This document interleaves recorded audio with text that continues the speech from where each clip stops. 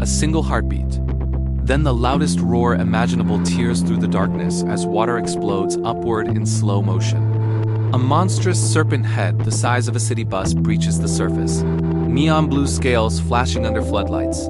Jaws wide enough to swallow a whole car. It slams into the side of a glittering cruise ship. Metal screams. Glass rains down like razor confetti. Screaming passengers tumble across the tilting deck. Quick cut to a bloodied man, John Harlan, bellowing Emily, as a teenage girl's hand slips from his grip and vanishes into the chaos.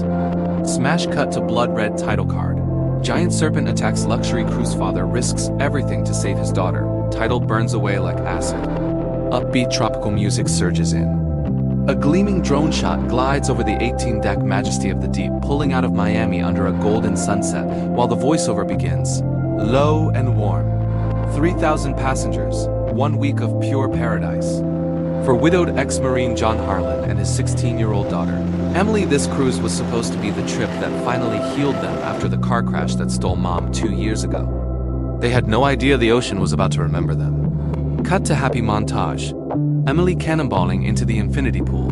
John awkwardly salsa dancing with retirees, midnight ice cream on the balcony.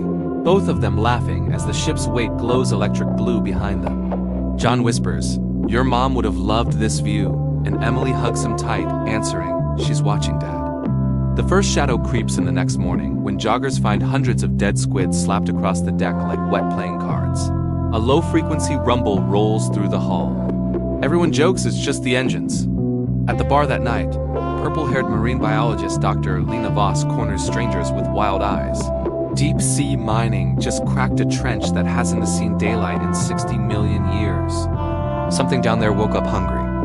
Nobody takes her seriously until the captain's gala. Chandeliers, champagne towers, orchestra swelling.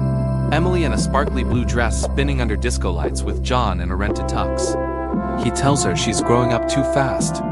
She teases that tomorrow she finally beat him at shuffleboard. They laugh. The lights flicker once. Nobody notices. Then the entire ship lurches like it hit a mountain. Champagne glasses explode across the floor. The orchestra screeches into silence. Lights die. Emergency red kicks in. A second, harder impact tilts the ballroom 30 degrees. People slide into walls.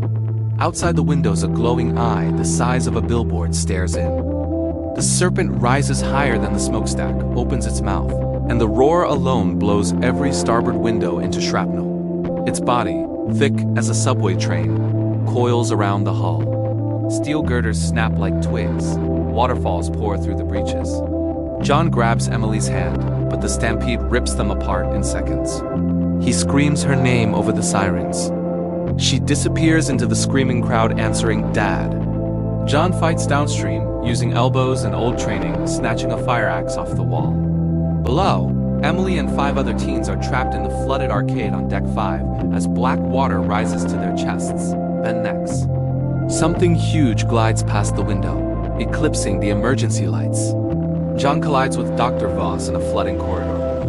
She's dragging a waterproof case and shouting, "It's a Titanoboa mosasaur hybrid, thought extinct. Bright light blinds it, high-frequency sound drives it insane." John growls, "Then we give it both." They sprint to the engine room, grabbing magnesium flares and chemical drums while the serpent drags the ship deeper, crushing lifeboats like toys. Flashback. John in dress blues, helpless as his wife's car burns on a rain-soaked highway. He whispers through gritted teeth, "Not again." In the sinking arcade, Emily and the kids climb onto a floating roulette table as water kisses the ceiling. Emily records a shaky selfie video. "Dad, if you find this, I love you. Tell everyone I was brave." She hits send just as the glass wall spiderwebs. Up top, John straps 4 drums of ethanol and road flares to his chest like a suicide vest.